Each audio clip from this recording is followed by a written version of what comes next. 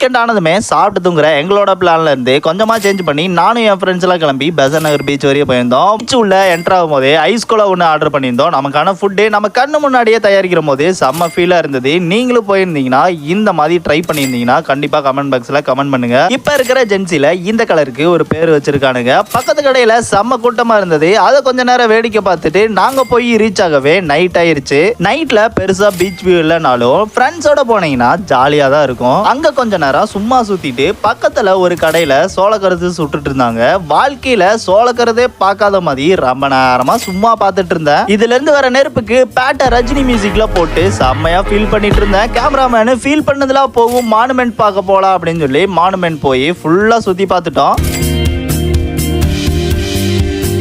slow motion